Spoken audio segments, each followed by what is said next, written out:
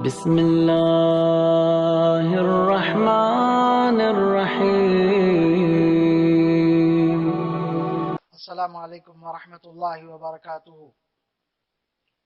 الحمد للہ رب العالمین، والصلاة والسلام علی سید الانبیاء والمرسلین، اما بعد۔ تمام ناظرین کا استقبال ہے گلدستہ سیرت میں۔ نبی اکرم صلی اللہ علیہ وسلم مکہ سے باہر اسلام کی دعوت پہنچانے کے بارے میں فکر مند تھے۔ اسی سلسلے میں آپ نے طائف کا بھی سفر کیا تھا۔ 11 ہجری میں جب حج کا موسم آیا تو مدینہ سے بہت سارے لوگ حج کی غرض سے مکہ مکرمہ آئے۔ ان میں سے 6 افراد کو نبی اکرم صلی اللہ علیہ وسلم نے اسلام کی دعوت دی اور وہ لوگ مسلمان ہو گئے۔ ان سے آپ نے وعدہ لیا کہ اسلام کی تبلیغ کریں گے، دوسروں تک اسلام کی دعوت کو پہنچائیں گے۔ آئندہ سال نبوت کے 12ویں سال مدینہ سے جو افراد حج کے لیے آئے تھے ان میں سے مزید 12 افراد کو آپ صلی اللہ علیہ وسلم نے عقبہ میں ملاقات کیا، جو مینا کی زمین کا ایک حصہ ہے، اور وہاں پر ان کو اسلام کی دعوت دی اور ان سے بیعت لی۔ اور بیعت لیتے ہوئے جو باتیں آپ نے انہیں بتائی ان میں سب سے پہلی بات یہ تھی کہ وہ اللہ کے ساتھ شرک نہیں کریں گے، چوری نہیں کریں گے، زناکاری نہیں کریں گے، ایک دوسرے کو قتل نہیں کریں گے، اور نہ ایک دوسرے پر بہتان لگائیں گے۔ اور آپ نے فرمایا تم میں سے جو کوئی بھی اس بیعت پر قائم رہے گا اللہ تبارک و تعالی اسے اجر دے گا۔ جب یہ 12 افراد واپس مدینہ لوٹنے لگے تو ان کی درخواست پر آپ صلی اللہ علیہ وسلم نے مصعب بن عمیر رضی اللہ تعالیٰ عنہ کو معلم اور اسلام کا سفیر بنا کر ان کے ساتھ روانہ کیا۔ مدینے میں مصعب بن عمیر کو لوگ معلم اسلام، سفیر اسلام کہا کرتے تھے۔ مصعب بن عمیر رضی اللہ تعالیٰ عنہ اسد بن زرارہ رضی اللہ عنہ کے گھر میں قیام کیے، جو ان 12 لوگوں میں شامل تھے جنہوں نے بیعت کی تھی۔ مصعب بن عمیر رضی اللہ عنہ بہت ہی دانا اور بہت ہی حکمت سے کام لینے والے انسان تھے، بڑے سنجیدہ مزاج تھے، اور بات چیت میں اچھا خاصا ملکہ انہیں حاصل تھا۔ اسلام کی دعوت دینے لگے اور اسد ابن زرارہ رضی اللہ عنہ ان کا پورا ساتھ دینے لگے۔ ان دونوں کی محنت سے مدینہ کے تقریباً گھروں میں اسلام کی دعوت پہنچ چکی تھی۔ ہر گھرانے سے کوئی نہ کوئی مسلمان ہو چکا تھا، اور دونوں دن رات اس سلسلے میں محنت کر رہے تھے۔ ایک دن اسد ابن زرارہ مصعب ابن عمیر رضی اللہ عنہ کو اپنے ساتھ لیے بنو ظفر اور بنو عبد الاشحل کے بستی میں گئے اور وہاں پر ان کے کنویں کے پاس بیٹھ گئے، جنہیں دیکھ کر قریب میں جو مسلمان رہتے تھے وہ بھی جمع ہو گئے۔ تو بنی عبد الاشحل کے سردار اسید ابن حضیر اور سعد بن معاذ دونوں کو اس بات کی اطلاع ملی۔ تو سعد ابن معاذ نے اسید ابن حضیر سے کہا کہ ان دونوں کے آنے کے بارے میں ہمیں معلوم ہوا ہے اور یہ لوگ ہمارے بیوقوف لوگ اور کم عقل لوگوں کو گمراہ کر رہے ہیں۔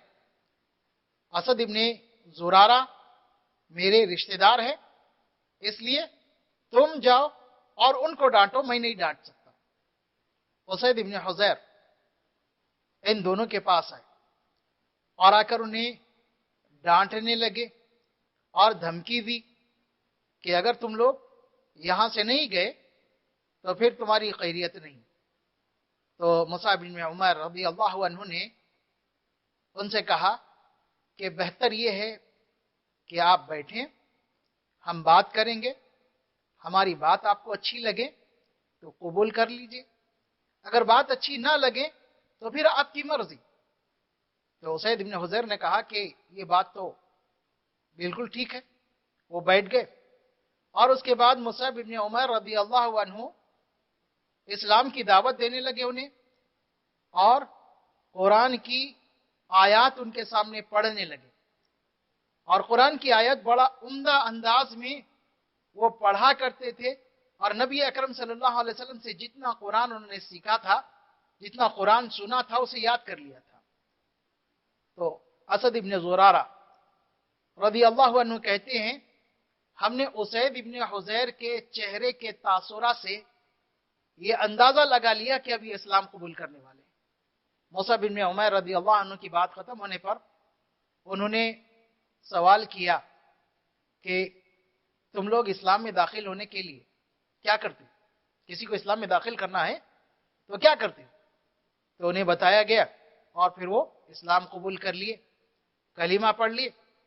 اس کے بعد انہوں نے کہا کہ میں میرے پیچھے ایک ایسے شخص کو چھوڑ کر آ رہا ہوں کہ اگر وہ مسلمان ہو گیا تو اس کی ساری قوم مسلمان ہو جائے گی۔ تو اسید ابن حضیر سعد ابن معاذ کے پاس گئے۔ سعد ابن معاذ نے چہرے سے ہی اندازہ لگا لیا کہ جس کام کے لیے بھیجا تھا وہ کام پورا نہیں ہوا۔ وہ انہیں ڈانٹے اور خود نکلے ان دونوں کو ڈانٹنے کے لیے، اور جب ان دونوں کے پاس پہنچے تو انہیں ڈانٹنے لگے، دھمکی دینے لگے۔ تو دونوں نے ان سے بھی وہی کہا کہ آپ تشریف رکھیں، ہم بات کریں گے، ہماری بات اگر اچھی ہے تو قبول کیجئے، نہیں تو پھر آپ کی مرضی۔ تو سعد ابن معاذ وہاں پر بیٹھ گئے اور مصعب بن عمیر رضی اللہ عنہ بھی وہاں پر بیٹھ کر انہیں سمجھانے لگے، اور آخر کار سعد ابن معاذ رضی اللہ تعالیٰ عنہ کو بھی اللہ تبارک و تعالیٰ نے ہدایت دی، وہ بھی مسلمان ہو گئے۔ اور اس کے بعد سعد ابن معاذ رضی اللہ عنہ جو بنی عبد الاشحل کے سردار تھے، اپنی قوم میں بہت اہمیت رکھتے تھے۔ ان کی قوم ان کی ہر بات کو مانتی تھی، ان کی کسی بات کو رد نہیں کرتی تھی۔ وہ اپنی قوم کے پاس آئے، لوگوں کو جمع کیا اور کہا کہ لوگوں، میں اس وقت تک تم سے بات چیت نہیں کروں گا جب تک تم مسلمان نہیں ہو جاؤ گے۔ تو بنی عبد الاشحل کے تقریباً تمام لوگ مسلمان ہو گئے سوائے ایک شخص کے، عمر بن ثابت۔ اس شخص کے علاوہ سارے لوگ مسلمان ہو گئے، اور اس شخص کی کنیت تھی اسیرم۔ سیرت نگار کہتے ہیں کہ یہ شخص مسلمان نہیں ہوا، اور مسلمان ہوا تو کب؟ احد کے موقع پر۔ نبی اکرم صلی اللہ علیہ وسلم سے اسلام کے متعلق پہلے ہی سن چکا تھا، اپنی قوم کے لوگوں سے بھی سن چکا تھا۔ جب احد کی لڑائی چل رہی تھی تو اس وقت وہ اسلام قبول کیا اور فوراً لڑائی میں شریک ہو گیا اور شہادت پا لی۔ تو نبی اکرم صلی اللہ علیہ وسلم نے ان کے تعلق سے فرمایا کہ عمل قلیلا واجر کثیرا، اس نے عمل بہت کم کیا لیکن اجر بہت زیادہ پایا۔ ایک موقع پر ابو ہریرہ رضی اللہ عنہ نے لوگوں سے سوال کیا کہ وہ کون شخص ہے جس نے ایک بھی سجدہ نہیں کیا لیکن وہ جنتی ہے؟ پھر بعد میں جواب دیا وہ عمر بن ثابت، جو جنگ احد میں مسلمان ہوئے، فوراً لڑائی میں شریک ہوئے اور شہید ہو گئے۔ ان کے مسلمان ہونے کے بعد کوئی نماز کا وقت نہیں آیا، نماز کا وقت آنے سے پہلے شہید ہو گئے، اس لیے کوئی نماز نہیں پڑھی، پھر بھی اللہ تبارک و تعالیٰ انہیں جنت میں داخل کرے گا۔